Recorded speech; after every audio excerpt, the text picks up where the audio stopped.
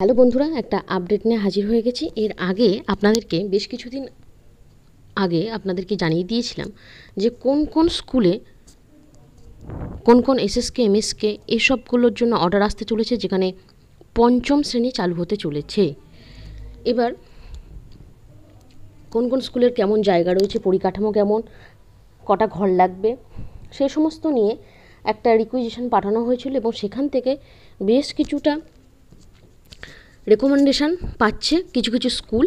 এবং আপনারা জানেন যে কলকাতা হাইকোর্টের অর্ডার অনুযায়ী এটা খুব তাড়াতাড়ি 2029 সালের মধ্যে সারা পশ্চিমবঙ্গের সমস্ত প্রাথমিক বিদ্যালয় সেগুলো পঞ্চম শ্রেণী চালু কিন্তু হয়ে যাবে। আর গত বছর যে সমীক্ষা করা হয়েছিল, যেসব স্কুলগুলোতে ছাত্র সংখ্যা কম সেসব স্কুলগুলো বন্ধের জন্য যে অর্ডার, সেটাও কিন্তু আসতে চলেছে।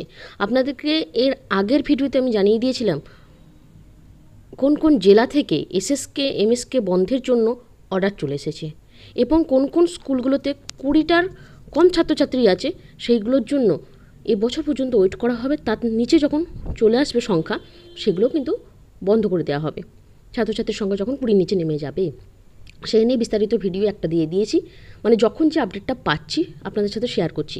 আর এখন একটা আপডেট নিয়ে চলে এসেছি, প্রায় 226টির বেসিক স্কুল বন্ধ হতে চলেছে, যেখানে 485 জন প্রায় শিক্ষক শিক্ষিকা শিক্ষাকর্মীবৃন্দ রয়েছে, হাই স্কুল প্রাইমারি স্কুল মিলিয়ে।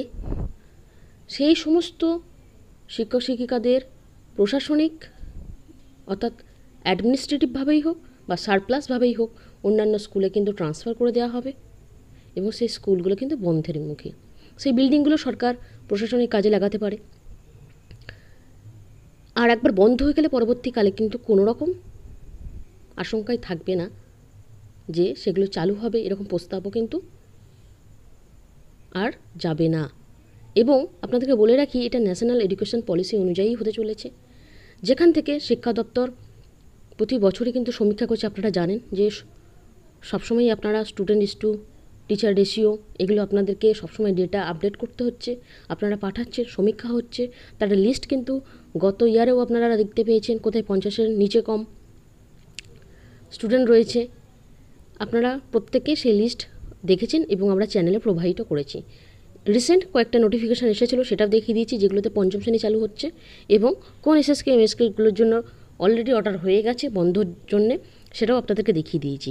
এবং আমি এখন যে সংখ্যাটা বললাম, খুব তাড়াতাড়ি কিন্তু এই অর্ডারটাও চলে আসবে, আপনাদেরকে দেখিয়ে দেব। কারণ এই সামনেই কিন্তু সেশন শুরু হচ্ছে, তাই যা প্রক্রিয়া আছে মোটামুটি পুজোর আগে থেকে শুরু তো হয়েই গেছে। পুজোর পরপরই কিন্তু নোটিশগুলো চলে আসবে, একদম ফাইনাল নোটিশ, যেখানে নাম করে করে চলে আসবে কোথায় পঞ্চম শ্রেণী চালু হচ্ছে, কোন কোনগুলো বন্ধ হচ্ছে এবং সবথেকে বড় বিষয়, এই শিক্ষক শিক্ষিকাদের কোথায় পাঠানো হবে, সারপ্লাস এবং অ্যাডমিনিস্ট্রেটিভভাবে কোথায় কোথায় তাদেরকে ট্রান্সফার করা হবে, এটাও কিন্তু একটা বিষয়। এবং ছাত্রছাত্রীদেরও অন্য অন্য স্কুলে আবার নতুন করে রিঅ্যাডমিশন নিতে হবে, যারা বর্তমানে সেই সব স্কুলগুলোতে রয়েছে। বা দেখা যাচ্ছে কোনো কোনো স্কুলে ছাত্রছাত্রীর সংখ্যা এতটাই কম যে ন্যাশনাল এডুকেশন পলিসি অনুযায়ী শিক্ষা দপ্তর কিন্তু এই পথেই হাঁটছে। ইতিমধ্যে কিন্তু অর্ডার চলে আসবে, যখনই অর্ডার আসবে আপনাদেরকে জানিয়ে দেব। এই রেগুলার শিক্ষা ও চাকরি সংক্রান্ত যে কোনো বিষয়ের আপডেটের জন্য এখনও পর্যন্ত যারা আমাদের চ্যানেলের সাথে যুক্ত হননি, যুক্ত হয়ে যাবেন। আজকের মতো ভিডিওটা দেখার জন্য ধন্যবাদ। পরবর্তী ভিডিওতে আসছি আরও বিস্তারিত তথ্য নিয়ে।